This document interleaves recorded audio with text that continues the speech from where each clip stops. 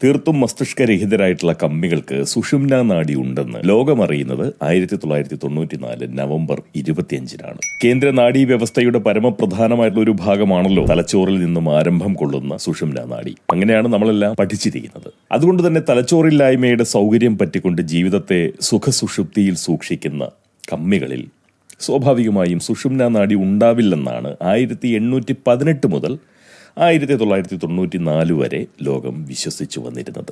എന്തുകൊണ്ട് 1818? അത്തരമൊരു സംശയം നിങ്ങൾക്കുണ്ടായോ? എങ്കിൽ അത് തീർത്തുകൊണ്ട് തന്നെ നമുക്ക് മുന്നോട്ട് പോവാം, അല്ലേ? പക്ഷെ അതിനു മുന്നേ മറ്റൊന്ന് ബാക്കിയുണ്ട്. അതെ, അത് തന്നെ.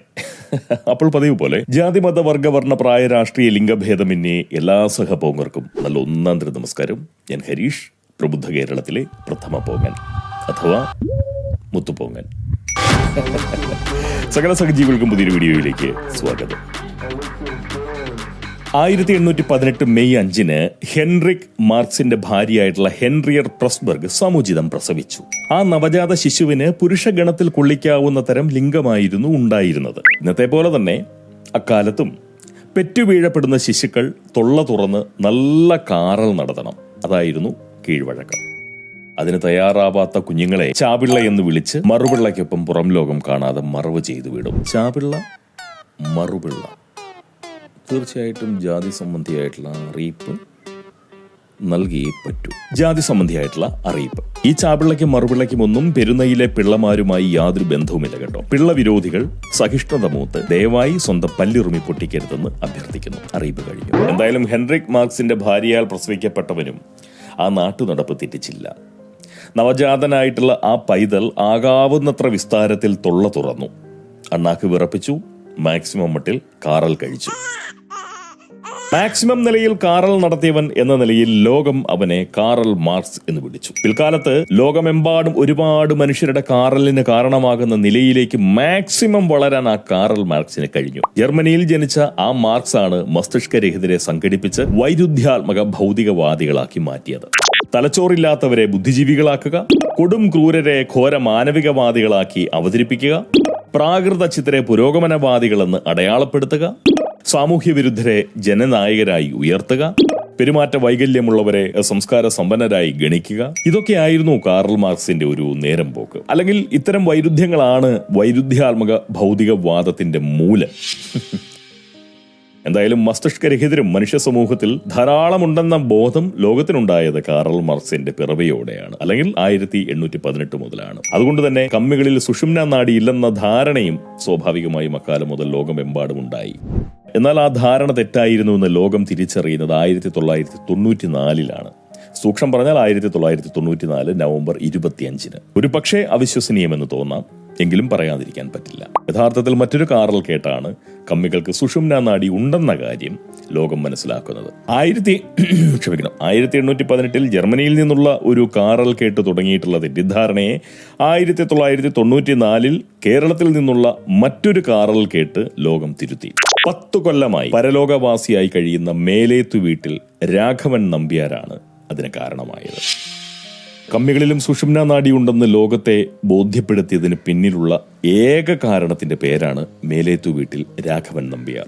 അസൽ പേരിൽ പലർക്കും അറിയണമെന്നില്ല. മലയാളത്തിൽ ആ പേരിനെ MVR അല്ലെങ്കിൽ MV രാഘവൻ എന്നൊക്കെയാണ് വിളിക്കുന്നത്. നമ്മുടെ കേരളം കണ്ട ഏറ്റവും കരുത്തരായിട്ടുള്ള ജനനായകരിൽ മുൻപനായിരുന്നു MV രാഘവൻ. ജീവിതത്തിൽ 2 പിഴവുകൾ മാത്രമാണ് ആ മനുഷ്യന് സംഭവിച്ചത്. ഒന്ന് രാഷ്ട്രീയ ബുദ്ധിക്ക് സംഭവിച്ചിട്ടുള്ള പിശകാണെങ്കിൽ മറ്റൊന്ന് പ്രത്യുൽപാദന ശക്തിക്ക് പിണഞ്ഞിട്ടുള്ള അബദ്ധമാണ്. കമ്മ്യൂണിസ്റ്റ് ആയി എന്നതാണ് അദ്ദേഹത്തിന്റെ രാഷ്ട്രീയ ബുദ്ധിക്ക് സംഭവിച്ച പിഴവ്. പിൽക്കാലത്ത് ആ തെറ്റ് അദ്ദേഹം തിരുത്തുകയും ചെയ്തു. എന്നാൽ പരിഹരിക്കാൻ പറ്റാത്ത തെറ്റുപറ്റിയത് അദ്ദേഹത്തിന്റെ പ്രത്യുൽപാദന ശക്തിക്കായിരുന്നു. ആ പിഴവാണ് മാധ്യമ പ്രവർത്തകന്റെ വേഷം കെട്ടിയിരുന്ന കേരളത്തെ നിലവിൽ ചിരിപ്പിച്ചുകൊണ്ടിരിക്കുന്നത്. എന്നാൽ MVR തിരുത്തിയ ആ രാഷ്ട്രീയ ബുദ്ധിയുടെ അനന്തരഫലമാണ് 1994 നവംബർ 25-ന് ഒരു കാറലായി കൂത്തുപറമ്പിൽ നിന്നും ഉയർന്നത്. ചരിത്രം വിശദീകരിച്ച് നേരം പോക്കുന്നില്ല, നേരെ കാര്യത്തിലേക്ക്. പോങ്ങന് പാടാൻ അറിയില്ല, അതുകൊണ്ട് ഈ പോങ്ങനൊരു പാട്ട് പറയാം. പുഷ്പനെ അറിയാമോ? ഞങ്ങളുടെ പുഷ്പനെ അറിയാമോ? സഖാവിനെ അറിയാമോ? ആ രണഗാഥ അറിയാമോ? ഇങ്ങനെ ചോദിച്ചുകൊണ്ടാണ് ആ പാട്ട് തുടങ്ങുന്നതും ഒടുങ്ങുന്നതും. ഞങ്ങളുടെ പുഷ്പൻ എന്നാൽ കമ്മികളുടെ പുഷ്പൻ. ആ പുഷ്പനെ കമ്മികളെക്കാൾ നന്നായി ഇന്ന് സത്യത്തിൽ നമുക്കറിയാം, അല്ലേ? ഒരുപക്ഷെ പുഷ്പന് പോലും അറിയാത്ത നിലയിൽ കേരളത്തിൽ നിന്ന് ആ പുഷ്പനെ അറിയാമെന്നതാണ് യാഥാർത്ഥ്യം. പിച്ചവയ്ക്കാൻ പഠിച്ചതിന് ശേഷം 94 നവംബർ 25 വരെ പുതുക്കുടി പുഷ്പൻ നടക്കുമായിരുന്നു. നടക്കാൻ മാത്രമല്ല, നന്നായി ഓടാനും പുഷ്പൻ അറിയാമായിരുന്നു. എന്നാൽ ആ ഓട്ടത്തിന് വെടിയുണ്ടയെ തോൽപ്പിക്കാനുള്ള വേഗത ഇല്ലാത്തതിനാൽ മാത്രം ഓടാനും നടക്കാനും വയ്യാത്ത വിധം ഇന്ന് പുഷ്പൻ കിടപ്പിലായി പോയി. അതെ, കഴിഞ്ഞ 30 കൊല്ലമായി കൊണ്ട വെടിയുമായി കിടക്കുകയാണ് കമ്മികളുടെ ആ പുഷ്പൻ. വെടികൊടുത്തത് പോലീസാണ്.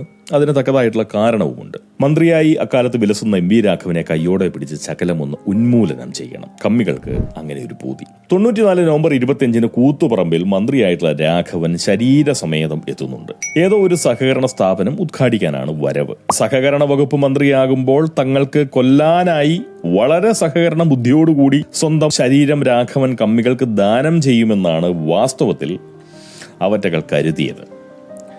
പറഞ്ഞല്ലോ, ഈ മസ്തിഷ്കരാഹിത്യം. അതുകൊണ്ട് അങ്ങനെയാണ് അവർ കരുതിയത്. മാത്രവുമല്ല, ഭയക്കാനൊന്നുമില്ലല്ലോ. പോലീസ് പേരിനൊന്ന് വെടിവെച്ചാൽ തന്നെ തോക്കിൽ നിന്ന് ഒച്ചയും പുകയും മാത്രമേ വരൂ, ഉണ്ടയുണ്ടാവില്ല. അവരുടെ നേതാക്കന്മാർ ആ അടിമക്കണ്ണന്മാരായിട്ടുള്ള അണിയാന്മാരോട് അങ്ങനെ പറഞ്ഞു കൊടുത്തതായിട്ടാണ് പറഞ്ഞു കേൾക്കുന്നത്. കേട്ടുകേൾവി മാത്രമാകുന്ന ഒരു കാര്യം അങ്ങനെ ഉറപ്പിച്ചു പറയാൻ പറ്റില്ല, തറപ്പിച്ചു പറയാൻ പറ്റില്ല. എന്തായാലും കമ്മികൾ രാഘവന്റെ ശരീരത്തിനു നേരെ കൊല്ലാനുള്ള കൊതിയോടുകൂടി കുതിച്ചു എന്നുള്ളതൊരു വാസ്തവമാണ്. എന്നാൽ സഹകരണ മന്ത്രിയായിട്ടുകൂടി രാഘവൻ ഒട്ടും തന്നെ സഹകരണ ബുദ്ധി കാണിച്ചില്ല. രാഘവന് ചാവാൻ തീരെ താല്പര്യമില്ലെന്ന് കണ്ടതോടെ പോലീസ് ആൾക്കൂട്ടത്തിന് നേരെ തോക്കു ചൂണ്ടി വളരെ ഉദാരമായി വെടിയും കൊടുത്തു. 5 പേർ ആ വെടിയോട് വളരെ അനുഭാവപൂർവ്വം പെരുമാറി.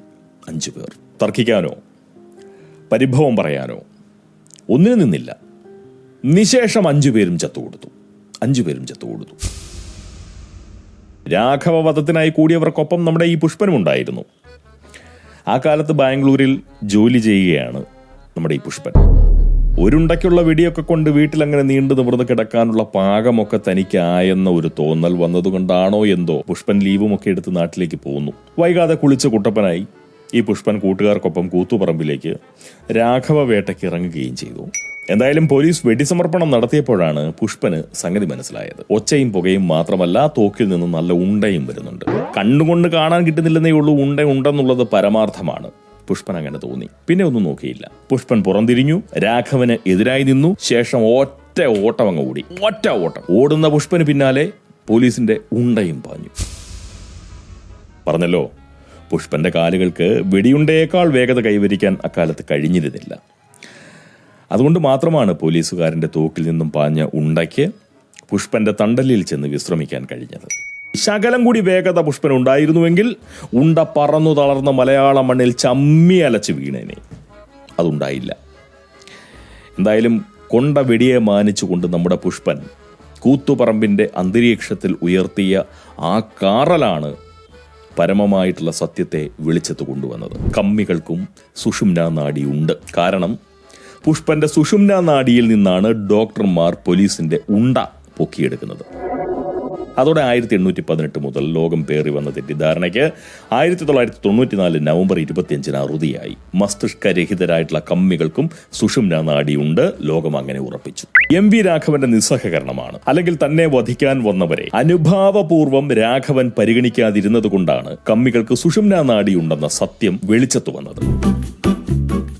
അതാണ് രസം. സ്വാശ്രയ കോളേജുകൾക്കും അതുപോലെ തന്നെ ഉന്നത വിദ്യാഭ്യാസ രംഗത്തെ കച്ചവടവൽക്കരിക്കുന്നതിനുമെല്ലാം എതിരായാണ് അവർ സമരം ചെയ്തതും കൊല്ലാൻ കുതിച്ച് രാഘവന്റെ പിന്നാലെ നടന്നതും.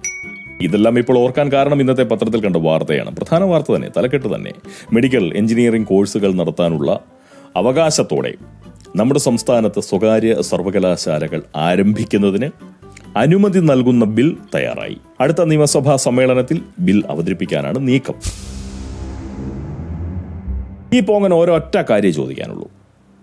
ഞങ്ങളുടെ പുഷ്പനെ അറിയാമോ എന്ന് മലയാളികളോട് നിരന്തരം ചോദിക്കുന്ന നാറികളിൽ ആർക്കെങ്കിലും ഈ വിവരം ആ പുഷ്പനെ ഒന്ന് അറിയിക്കാമോ? സ്വാശ്രയ കോളേജിനെതിരെ സമരം ചെയ്യിപ്പിച്ചും സൗജന്യ നിരക്കിൽ ആ മനുഷ്യന് വെടിവാങ്ങിക്കൊടുത്തും അങ്ങനെ അങ്ങ് കിടപ്പിലാക്കിയ നേതാക്കന്മാരുടെ മക്കളിൽ പലരും സ്വാശ്രയ കോളേജിൽ പഠിച്ചതും പഠിച്ചുകൊണ്ടിരിക്കുന്നതും ഇനി പഠിക്കാൻ പോകുന്നതുമായിട്ടുള്ള വിവരം നിങ്ങളുടെ പുഷ്പനെ നിങ്ങൾക്കൊന്ന് അറിയിക്കാമോ? ഒക്കെ പോട്ടെ. കൂത്തുപറമ്പ് വെടിവെപ്പ് നടക്കുമ്പോൾ ജില്ലാ സെക്രട്ടറി ആയിരുന്ന മുൻ MLA പേരിൽ ഒരു സ്വാശ്രയ എഞ്ചിനീയറിംഗ് കോളേജ് പ്രവർത്തിക്കുന്നുണ്ടെന്ന കാര്യമെങ്കിലും ആ കാര്യമെങ്കിലും നിങ്ങളുടെ പുഷ്പനെ നിങ്ങൾക്കൊന്ന് അറിയിക്കാമോ? സമാനതകളില്ലാത്തതാണ് കമ്മികളുടെ നിങ്ങളുടെ ക്രൂരമായിട്ടുള്ള ഈ അടിമ ജീവിതം. വളരെ ദയനീയമാണ് നിങ്ങളുടെ ഈ വിധേയത്വ ബുദ്ധി.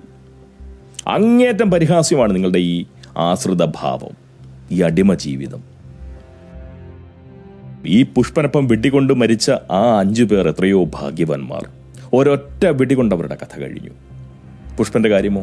കൊണ്ട വെടിയും അതിൻ്റെ ദുരിത വേദനകളും നിങ്ങൾ ആ മനുഷ്യന് ദിവസവും ആവർത്തിച്ച് അങ്ങനെ അങ്ങ് നൽകുകയല്ലേ. കാഴ്ച ബംഗ്ലാവിലേക്ക് എന്ന പോലെ കുട്ടികളെ കൂട്ടിക്കൊണ്ടുവന്ന് കട്ടിലിന് ചുറ്റും നിർത്തി പുഷ്പനെ അറിയാമോ എന്ന് പാടിപ്പിക്കുമ്പോൾ ആ മനുഷ്യന്റെ കണ്ണിൽ ഉരുണ്ടു കൂടുന്ന വെപ്രാളം നിങ്ങളിൽ ഒരാളും കാണുന്നില്ലല്ലോ. നിങ്ങളുടെ വാക്ക് കേട്ട് പോയി വെടിയും കൊണ്ടുവന്ന് കിടക്കുന്ന ആ മനുഷ്യനോട് നിങ്ങൾക്കൊരല്പം ഒരു മനുഷ്യപ്പറ്റ് കാണിച്ചുകൂടെ? ആ മനുഷ്യനോടെങ്കിലും നിങ്ങൾക്കൊരല്പം ദയ കാണിച്ചുകൂടെ? നിങ്ങളുടെ ഓർമ്മകളിൽ നിന്നും മറവിയിലേക്ക് മാഞ്ഞു പോകാൻ തനിക്ക് കഴിഞ്ഞിരുന്നുവെങ്കിലെന്ന് ആ മനുഷ്യൻ എത്രയോ വട്ടം കൊതിക്കുന്നുണ്ടാവും. ഓരോ നിമിഷവും സ്വയം മറന്നു പോകാൻ ആ പുഷ്പൻ ആഗ്രഹിക്കുന്നുണ്ടാവില്ലേ? പോകൻ അങ്ങനെ തോന്നാറുണ്ട്. അതുപോലെ കിളുന്ത് കമ്മികളിൽ നിന്നും അടികൊണ്ട് ബഹുമാന്യനായിട്ടുള്ള നമ്മുടെ ശ്രീ TP ശ്രീനിവാസൻ വീണതും ഇതേ സ്വാശ്രയ ഉന്നത വിദ്യാഭ്യാസ കച്ചവടങ്ങളുടെ പേരും പറഞ്ഞാണ്. പുഷ്പൻ കൊണ്ട വെടിയും ശ്രീനിവാസൻ കൊണ്ട അടിയും, അല്ലെങ്കിൽ പുഷ്പന് നിങ്ങൾ കൊടുപ്പിച്ച വെടിയും ശ്രീനിവാസന് നിങ്ങൾ കൊടുത്ത അടിയും എന്തിനു വേണ്ടിയുള്ളതായിരുന്നു? യഥാർത്ഥത്തിൽ അവരോട് മനസ്സറിഞ്ഞ് ക്ഷമ പറഞ്ഞിട്ട് വേണം ഈ ബില്ല് നിയമസഭയുടെ അംഗീകാരത്തിനായി അവതരിപ്പിക്കാൻ. താതസുലഭരായിട്ടുള്ള കള്ളക്കമ്മികളെ അത്രയെങ്കിലും മര്യാദ നിങ്ങൾ കാണിക്കണം. എനിക്കറിയാം ഇതൊന്നും നിങ്ങളുടെ കുറ്റമല്ല. മസ്തിഷ്കരഹിതരെയും മനുഷ്യവിരുദ്ധരെയും സംഘടിപ്പിച്ച് ശക്തരാക്കിയ ആ 1818 പിറന്ന പടുവാന്തയുടെയും അതുപോലെ കമ്മ്യൂണിസം എന്നാൽ കാൽപ്പനിക സുന്ദരമായിട്ടുള്ള എന്തോ ഒരു തരം ഇസമാണെന്ന് ധരിക്കുന്ന മഠയ മലയാളികളുടെയും കുഴപ്പമാണ് ഇതെല്ലാം.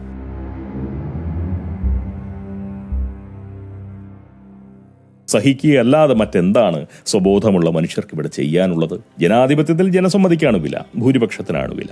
വിഡ്ഢികളും സ്വാർത്ഥരും മതബാധിതരുമായിട്ടുള്ള മനുഷ്യർ മഹാഭൂരിപക്ഷമാകുന്ന ഒരു ജനാധിപത്യ നാട്ടിൽ ഞാനോ ന്യൂനപക്ഷമാണ് സ്വബോധവും പൗരബുദ്ധിയും സാമൂഹ്യ ചിന്തയുമൊക്കെയുള്ള മനുഷ്യരെങ്കിൽ അവിടെ കമ്മ്യൂണിസം തഴയ്ക്കും. സ്വാഭാവികം. അമർഷം കൊണ്ടിട്ടും പരിതപിച്ചിട്ടും പരിഭവിച്ചിട്ടുമൊന്നും ഒരു കാര്യവുമില്ലല്ലോ. അതറിയാവുന്നത് കൊണ്ട് നിർത്തുന്നു. ഞാനീ പറഞ്ഞത് കിളുന്ത് കമ്പികൾക്ക് ഒരുപക്ഷെ കിട്ടില്ലായിരിക്കാം. എന്നാൽ അഭിമന്യുവിനെ പോലുള്ള രക്തസാക്ഷികൾക്ക് തീർച്ചയായിട്ടും പോകൻ പറയുന്നത് മനസ്സിലാവും. കേട്ടാൽ പുഷ്പനും മനസ്സിലാവും. പക്ഷെ കേൾക്കില്ല. കേട്ടാൽ പുഷ്പനും മനസ്സിലാവും. അത്രയും മതി പോകന്.